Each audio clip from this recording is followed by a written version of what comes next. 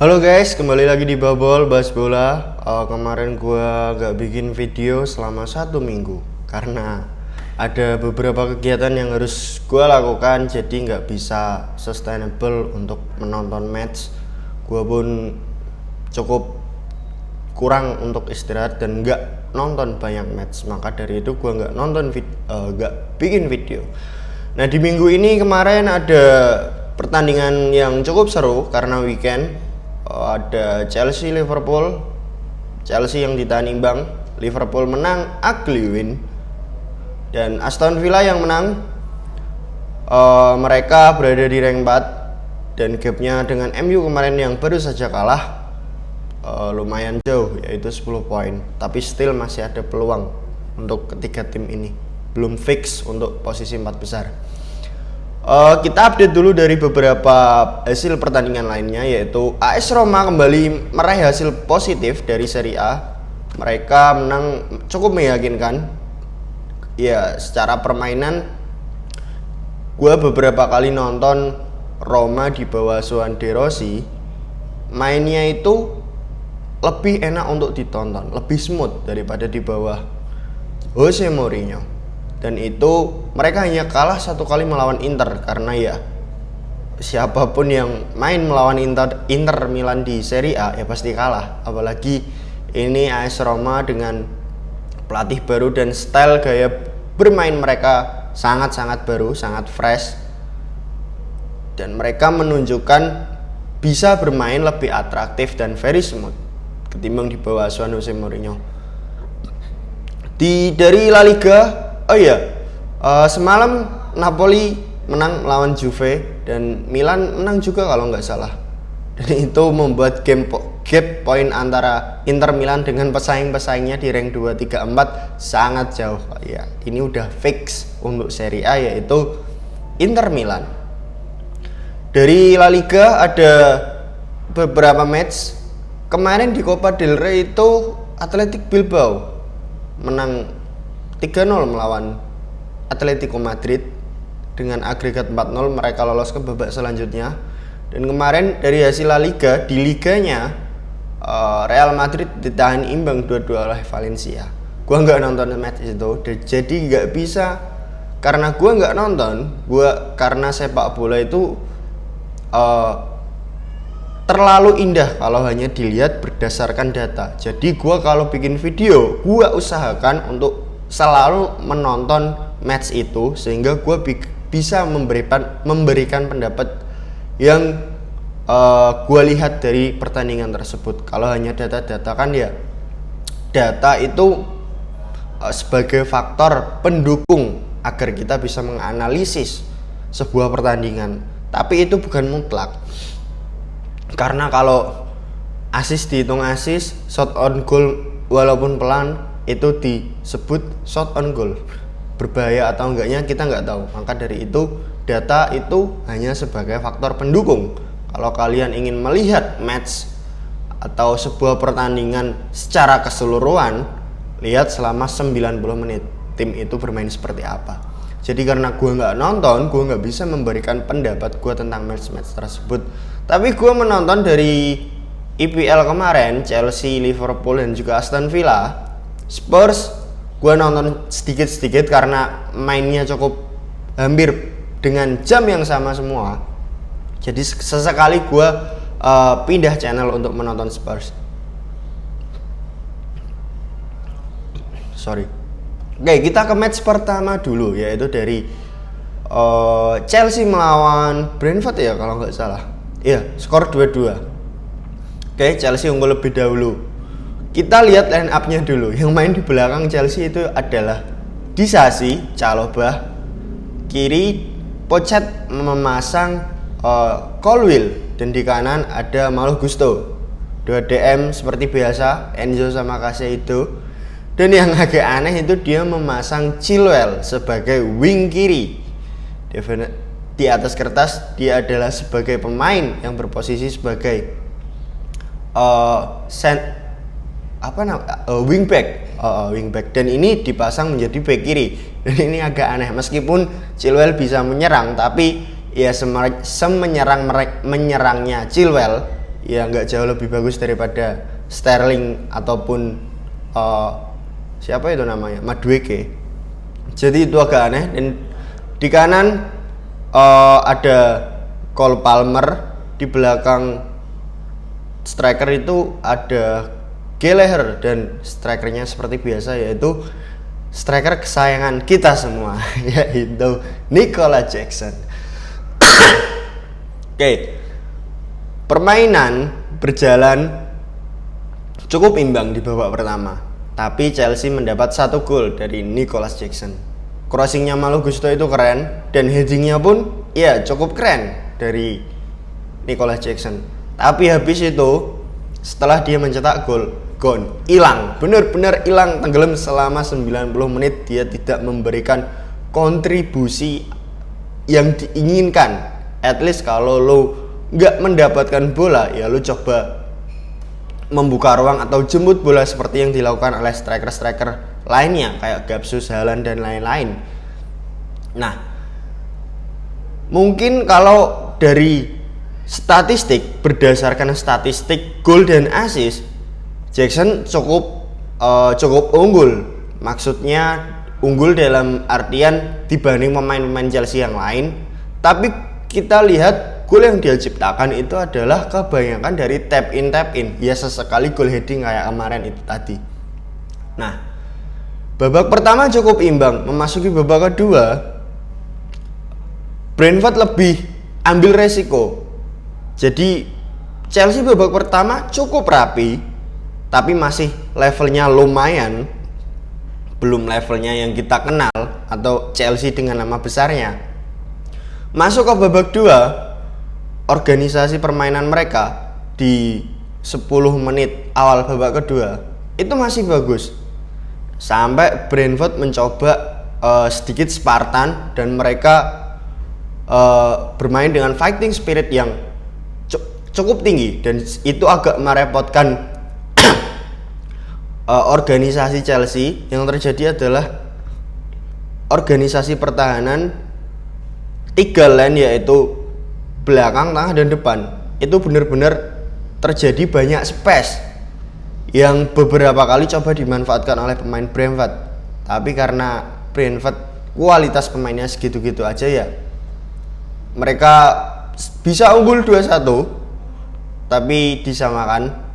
Kalau kita lihat gol pertama dari Brentford itu kan saking jeleknya organisasi pemain belakang Chelsea ini, dimana Chalobah, Disasi, dan juga Malo Gusto itu kan bola dari crossing ya. Nah, crossingnya itu pemain Brentford dari kanan kan, dari sisi kanan dia incer ke tiang jauh. Nah, siapa itu namanya? Itu ada 2 back yang berdiri, Chalobah sama Disasi, dan dia posisi defense-nya itu sejajar semua. Jadi siapa itu namanya yang mencetak gol, gue lupa namanya, tapi dia itu berada di belakangnya Disasi. Nah, Disasi itu di depannya Chalobah persis. Nah, kalau seandainya ada scrimmage atau bola seperti ini, seharusnya kan 1 defender tempel, 1 cover zona. Nah, kemarin itu out of position. Jadi yang terjadi adalah bolanya ke belakang, dua defender dari Chelsea ini terlalu ke depan, sehingga bolanya ke tiang jauh. Coba di cover oleh Malo Gusto di tiang jauh, tapi nggak nyampe. Yang terjadi adalah gol. Dan gol kedua dari Brentford itu pun hampir sama, dari crossing. Ini sangat kelihatan mereka pertahanan Chelsea gampang sekali dibongkar oleh pemain-pemain Brentford yang sebenarnya mainnya biasa banget. Dan pemainnya kalau dari sisi kualitas ya memang lebih baik pemain Chelsea, tapi ya still lu lawan Brentford gitu loh. 2 gol itu kan terjadi karena murni kesalahan organisasi lini belakang yang tidak ada leader yang bisa ya kayak Van Dijk di Liverpool lah, yang bisa strong gitu loh di belakang punya kapabilitas untuk mengangkat teman-temannya, memberikan instruksi sebagai leader, dan itu kemarin nggak ada. Di gol pertama itu kan bener-bener kayak defense-nya anak-anak SSB gitu loh. Nah di gol kedua sama, pemain Brentford dari pelanggaran itu incer tiang jauh. Seharusnya kan itu kan berkali-kali sebelum gol kedua terjadi ya, berkali-kali dilakukan oleh Brentford. Mereka crossing dan benar-benar incer tiang kedua, dan itu selalu hampir dapat terus. Bahkan ketika 2-2 mereka dapat satu peluang lagi Brentford, prosesnya pun sama, beruntung nggak gol. Nah akhirnya setelah 2-1 Chelsea mencoba keluar, memasukin beberapa pemain kayak Mudryk, Sterling, dan itu lebih ada variasi serangan dari sisi kiri Chelsea karena Sterling masuk dibandingkan Chilwell yang main. Itu agak aneh sebenarnya, padahal di bench ada Madueke, ada Sterling, ya Mudryk is Mudryk, tapi at least kalau Mudryk yang main bisa memberikan sedikit ngerecokin lini pertahanan Brentford karena dia punya speed kencang, tapi sayang kontrolnya kemana-mana. Beruntung Chelsea dapat gol dari Disasi dan headingnya cukup keren, kencang banget. Tapi still ya Chelsea ini masih sangat tidak konsisten. Pemainnya, gameplaynya, ya gue kalau jadi Pocket juga kesel juga, pusing juga, karena ya gue diberi pemain yang sebegitu banyak oleh manajemen, tapi pemain dengan level yang kualitasnya yang benar-benar sama semua. Kemarin yang main agak bagus itu kasih itu Enzo, jelek banget mainnya asli ya, apalagi Jackson. Chelsea itu butuh lebih dari sekedar Jackson is not enough. Kita ke match selanjutnya, ada sedikit kita bahas, yaitu Aston Villa. Mereka menang 3-2. Babak pertama main cukup keren melawan Forest, tapi nggak keren-keren banget lah. Mereka unggul dari sisi organisasi permainan, patternnya itu lebih jelas, dan kualitas pemain mereka juga lebih bagus ketimbang Forest. Babak pertama Forest bermain agak berani, mereka bermain agak terbuka, mereka ngepres 5-6 pemain, dan di situ ada banyak space dan berhasil dimanfaatkan oleh pemain Aston Villa. Golnya dari Watkins, pertama heading, dan yang kedua itu asisnya Douglas Luiz, itu keren. Meskipun itu adalah pelanggaran yang diambil langsung oleh Douglas Luiz, tapi golnya still keren, still gol, tetap gol. Nah, memasuki babak kedua, permainan berbeda. Organisasi permainan yang dilakukan oleh Aston Villa di babak pertama itu tidak diteruskan di babak kedua, dan ini sangat kelihatan ketidakkonsistenan level permainan mereka untuk bisa terus bersaing menuju 4 besar IPL. Dan itu kemarin terjadi melawan Forest ngepres dan akhirnya dapat 2 gol. Setelah itu 2 gol, gue lupa, benar. Chelsea itu lawannya Forest atau Brentford ya? Gue lupa.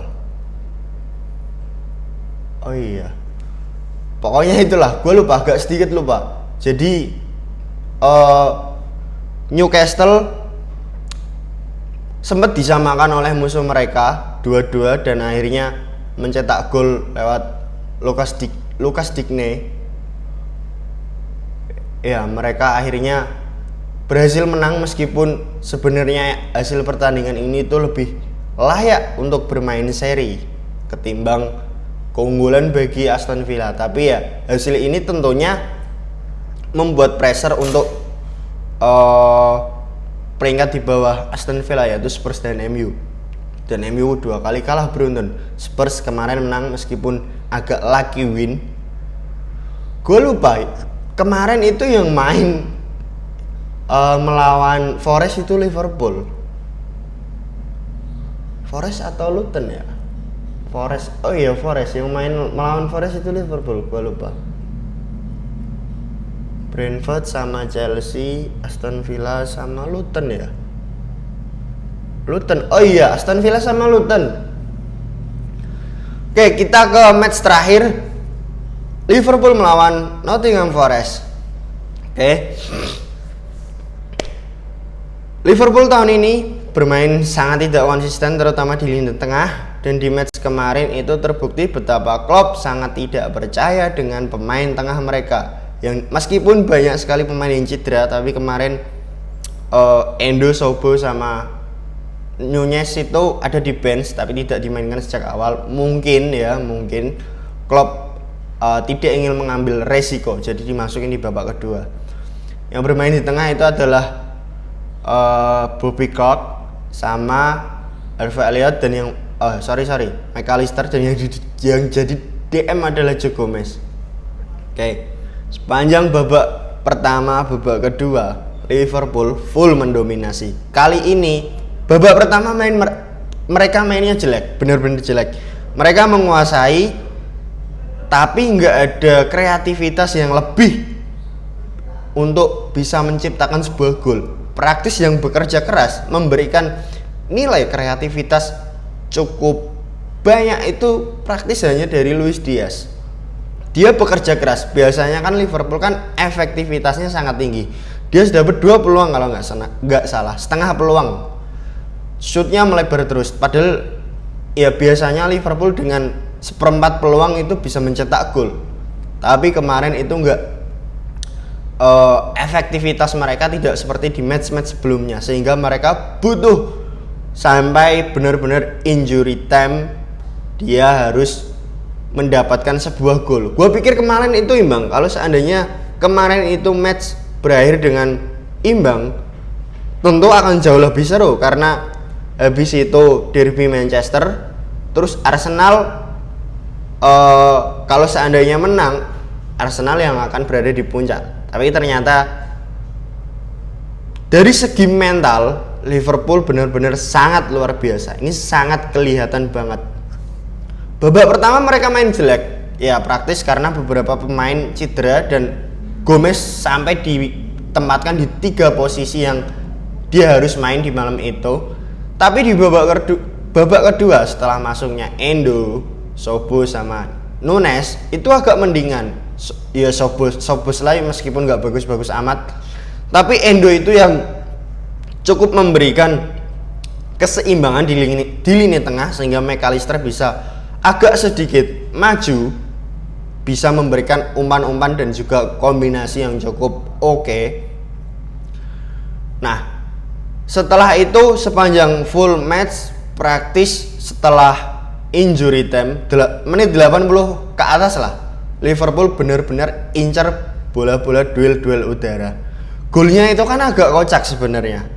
Ini adalah blow on-nya pemain belakang Forest, karena sebelum McAllister kasih umpan itu Liverpool dapat bola corner, berhasil diblok, dapat di kakinya pemain Forest. Seharusnya kalau itu langsung di clearance, itu pertandingan selesai 0-0. Tapi karena blow on-nya pemain Forest, dia coba untuk mendribble dulu bola dan dicuri oleh Endo, diambil McAllister, dia langsung berikan bola direct crossing ke Nunez, dan penempatan posisinya itu benar-benar bagus. Padahal sebelum gol itu terjadi, kipernya Forest itu bermain sangat luar biasa loh. Dia menciptakan satu save yang sangat krusial. Tapi ya still ini Liverpool, mereka meski tidak setiap match bermain bagus dan dihantam berbagai macam banyak sekali badai cedera, mereka tetap bisa still win the game. Ini murni karena mental, dan mental seperti ini belum dimiliki oleh Arsenal, karena kompetitor mereka kan cuma 2 musim ini. City kita tahu secara permainan, mental dan lain-lain mereka sudah dibangun selama bertahun-tahun. Liverpool pun sama.